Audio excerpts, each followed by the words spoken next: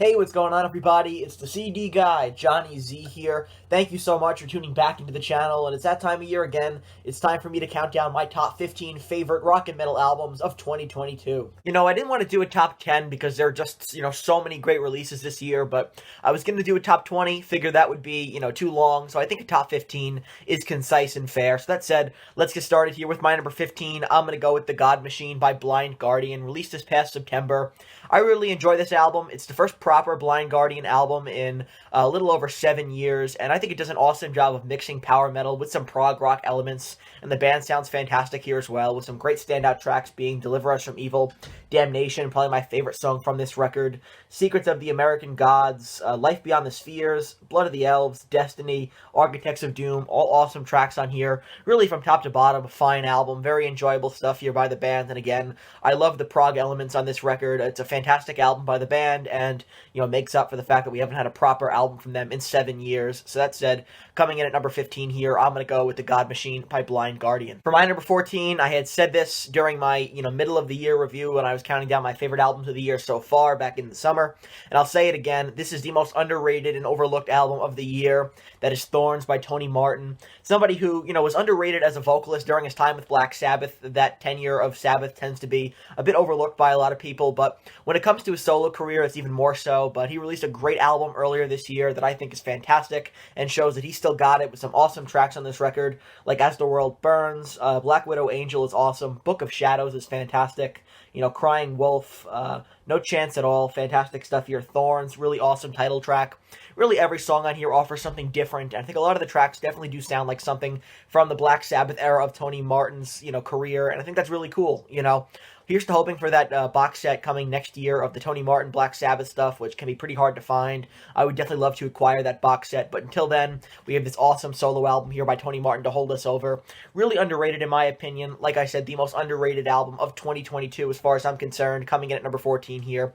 I'm going to go with Thorns by Tony Martin. Moving forward here to my number 13, I'm going to go with Of Kingdom and Crown by Machine Head, released this past summer, and, for me, I love the diversity on this record. You can definitely hear some classic elements of Machine Head here, mixed with some more experimental tracks, all within a really cool concept as well. This is their first concept album in their catalog. I think the production is fantastic, and Rob Flynn sounds great on lead vocals as well, with some awesome standout tracks here that include Slaughter the Martyr, Unhallowed, one of my favorite songs of the year, I believe, Choke on the Ashes of Your Hate, Kill Thy Enemies, No Gods, No Masters, Terminus, and Arrows in the Words from the Sky. Awesome, awesome stuff here by Machine Head. A great record, heavy when it needs to be, and again, mixing experimental elements with, classic Machine Head to create something really, really cool, and an awesome concept to boot. My number 13 here on the list, gotta go with Of Kingdom and Crown by Machine Head. Next at number 12, I'm going to go with Return of the Dream Canteen by the Red Hot Chili Peppers, and, between touring and releasing 2 studio albums this year, they've had a very busy 2022. Of course, there's this album, Return of the Dream Canteen, and also Unlimited Love, which was released beforehand, but, for me, I prefer this record to Unlimited Love. They're both very solid records, but I just enjoy this album more. They were both recorded during the same sessions, produced by Rick Rubin. Very, very strong record here by the band, with some great tracks that include Tip of My Tongue, Peace and Love, Reach Out, Eddie, great tribute to Eddie Van Halen as well, Afterlife, Shoot Me a Smile, The Drummer, and Carry Me Home. Just some fantastic tracks here on this very strong record by the band. Like I said, they're touring, releasing multiple albums a year, working very hard in 2022. My number 12 here on the list, gotta go with Return of the Dream Canteen by the Red Hot Chili Peppers. Amon and Amarth are one of those bands that I believe have never released a bad studio album, and that includes their most recent record, my number 11 here on the list, The Great Heathen Army, released this past summer. Fantastic stuff here by the band, once again continuing that great streak of albums to follow up to Berserker from 2019 here. It's a heavy, brutal album here by the group. Some fantastic melodic death metal here. A lot of people like to refer to Amon and Amarth as Viking metal, but they've always called themselves melodic death metal, so that's what I'll call it as well. Very, very strong stuff here off of Metal Blade Records, produced by Andy Sneap, who I always thought did a fantastic job producing records here. Very crisp production on this record as well, with some awesome tracks here that include Get in the Ring, the title track, The Great Heathen Army, one of my favorite songs of 2022. Hydran, Odin Owns You All, Find a Way or Make One is great as well. Saxons and Vikings, and then, of course, The Serpent's Trail to close things out. Awesome record here from top to bottom. I mean, check out this cover art as well. Really, really great stuff. It wraps around to the back, and even into the liner notes here. Some fantastic art here by the band. They've always had some great covers, and, in addition to that, the album is very strong as well. So, that said, coming in at number 11 here on the list, I'm going to go with The Great Heathen Army by Amon Amarth. Top 10 now, and for my number 10, I'm going to go with Back from the Dead by Halestorm. And, I've always considered Lzzy Hale to be one of the best metal vocalists of the 21st century, and she once again proves it here with a heavy, raging performance on this new record. An awesome album from top to bottom here. I mean, there's not a bad song on this album, with some great standouts for me that include Back from the Dead, Wicked Ways, Strange Girl, The Steeple is fantastic, Terrible Things has some really cool lyrics, My Redemption, Bombshell, I Come First, and then Raise Your Horns to close things out, and an anthemic track to close out the record. Really, really strong stuff here by Halestorm, continuing to, top themselves, I think, with every release. I'm very satisfied with this album here. Some great work by the band, and in particular, Lzzy Hale on lead vocal sounds incredible here. So that said, they kick us off in the top 10. I'm going to go with Back from the Dead by Halestorm. Coming in at number 9 now, I'm going to go with 4 by Slash, featuring Myles Kennedy and the Conspirators. Great record here, awesome group, very talented musicians you can see inside in the liner notes here. Great band. Of course, Slash is a legend. Myles Kennedy, the vocalist for Alter Bridge. I wasn't always a big Myles Kennedy guy. I used to think his voice was a bit monotonous, but I think this album, among other records, has definitely helped me, to really enjoy his work and his voice in particular. A really strong album here by the band, I think. And you could argue that Slash is doing better work away from GNR on the side than Guns N' Roses have been doing in a long time, and this album definitely does speak to that, I think, with some great tracks here that include The River is Rising, Whatever Gets You By, C'est La Vie is great, Spirit Love, Fill My World, Call Off the Dogs, and Fall Back to Earth. Great stuff here. Got some awesome soloing by Slash as well, and great vocals by Myles Kennedy. Really fun album here by, Slash featuring Myles Kennedy and the Conspirators. My number 9 here on the list.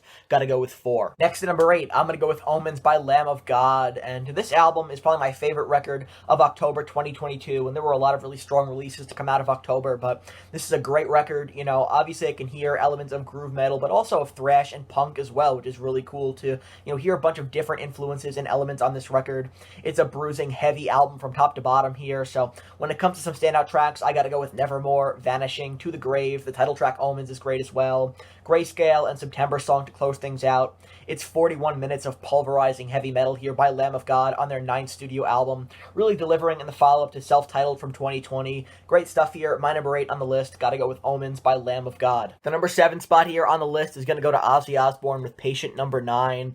I think this is a great album. I know a lot of people will write off the 21st century works of Ozzy, that all sounds similar, right? Nothing too memorable or catchy, but for me, I think that if it's not broken, don't fix it. And Ozzy has followed a very tried and true formula for many years, but I really enjoy this record, and all of his other 21st century albums I think are very solid. This is a great follow-up to Ordinary Man from 2020, which I really enjoyed when it first came out. I think that Ozzy, while following a very similar formula, the songs are really catchy, really memorable, and obviously very accessible at this point. This is commercial metal, but there are still some great collaborations here on this album, which features the likes of Tony Iommi, Taylor Hawkins as well, Jeff Beck, Eric Clapton, Zakk Wylde, Rob Trujillo, just to name a few here appearing on this album, with some great tracks that include Patient number 9, the title track, Immortal, Parasite, No Escape From Now sounds very much like a Black Sabbath song, A Thousand Shades, Mr. Darkness is great, sounds like old school Ozzy, Evil Shuffle, Degradation Rules is a great song, right? Dead and Gone as well, Nothing Feels Right. Some fantastic tracks on here as far as I'm concerned. Yes, very accessible, very similar to his previous works from the 21st century, but, same old Ozzy is not necessarily a bad thing. So that said, for my number 7 here, I'm going to go with Patient number 9. Following that up here with my number 6, I'm going to go with Zeit by Rammstein, and this is an album that I know got some mixed reviews when it first came out. Some people were very underwhelmed by it, but for me, I think it's excellent, and one thing I really enjoy is the wide array of emotions conveyed on this album here, really from top to bottom. You have some fun, upbeat tracks, but also some dark, brooding, serious tracks as well, so all in all, I think it creates a really interesting atmosphere with some standouts for me that include Army Der Tristan, Zeit, Zigzag, Angst, and Adieu to close things out. I think it's a great record from top to bottom as far as I'm concerned. Another fantastic release by the German industrial metal juggernauts Rammstein. We move on now into the top 5, and that said, coming in at number 5 here, I'm going to go with The Sick, the Dying, and the Dead by Megadeth. Finally, this album dropped this past September after being, teased for so long by Dave Mustaine, and he had really built this album up to be on the level of Countdown to Extinction or Rust in Peace. And, was it?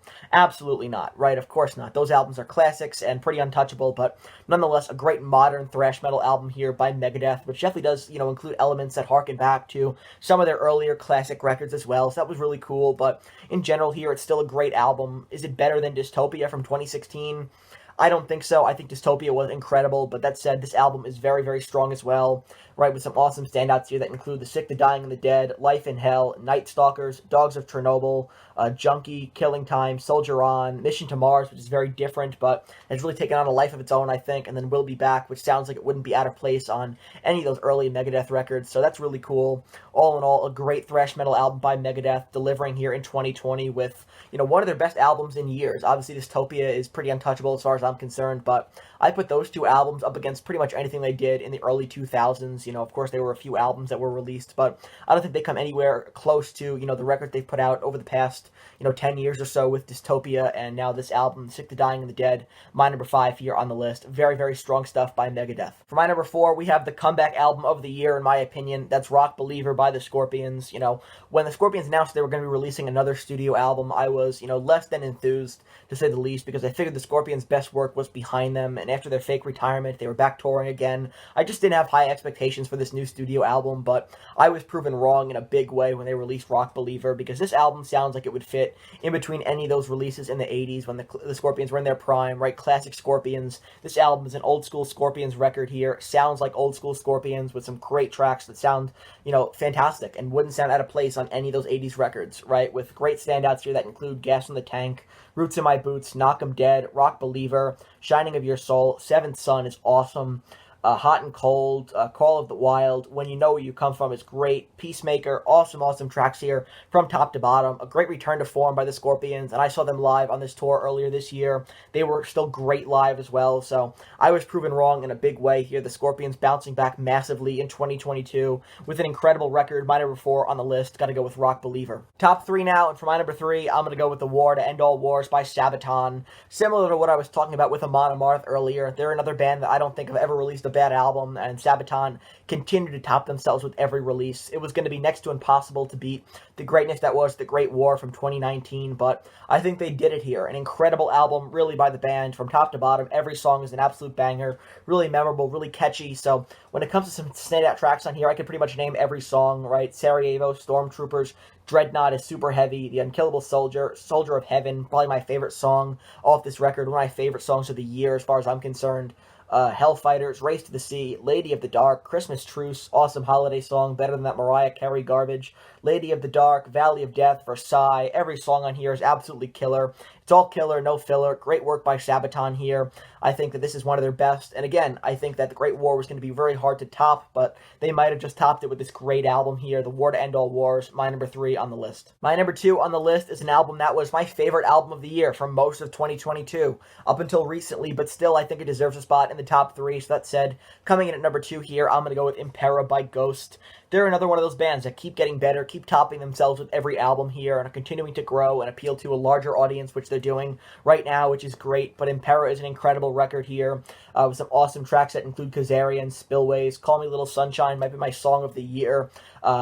Also on here you have Hunter's Moon, Watcher in the Sky, right? 20s is great. Darkness at the Heart of My Love is fantastic, a song that I wasn't a big fan of at first, but really grew on me. Some other standouts here include Griftwood and Bite of Passage. Great album from top to bottom. It's all killer, no filler, and every song delivers in my opinion. Every song is really memorable and really catchy, and just fantastic work by the band, Tobias Forge and company, doing a great job on this new album here. Like I said, it was my favorite record up until recently with the release of my number 1. But before I reveal my number 1, I do have a handful of honorable mentions to give out. So that said, some special recognition here goes out to Lightwork by Devin Townsend, The Gang's All Here by Skid Row, great return to form comeback album by them, Carpe Diem by Saxon, Pawns and Kings by Alter Bridge, and Hate Uber Alles by Creator. All great records, but I can only fit 15 on the list. And finally, coming in at number 1, in my opinion, the best rock and metal album of 2022 has got to be The End So Far by Slipknot. Maybe a predictable choice here, maybe unpopular by some people, right? Maybe it's a safe pick for number 1, but in my opinion, this album is fantastic from top to bottom here. This was an album the band needed to make. I think that, We Are Not Your Kind is a great record, but if they made another album like We Are Not Your Kind, I would have been a bit underwhelmed. But the band instead decided to release something totally different, really transcending how good We Are Not Your Kind was. This is 10 times better in my opinion. Every song on here absolutely rules, and what I love is the experimentation on this album. You know, the band not afraid to take a chance here with a track like Adderall, which is totally different and really ambitious as a way to, you know, kick off the record. But I think it's fantastic and sets the mood immediately for the fact that this album is going to be different. It's going to be experimental at times as well. You know, some other standouts here include the Dying song Time to Sing, the Chapeltown Rag, Yen, Hive Mind, Medicine for the Dead, Warranty is great, Decade, and then Finale to close things out. One of the catchiest Slipknot songs out there. The chorus is just incredible.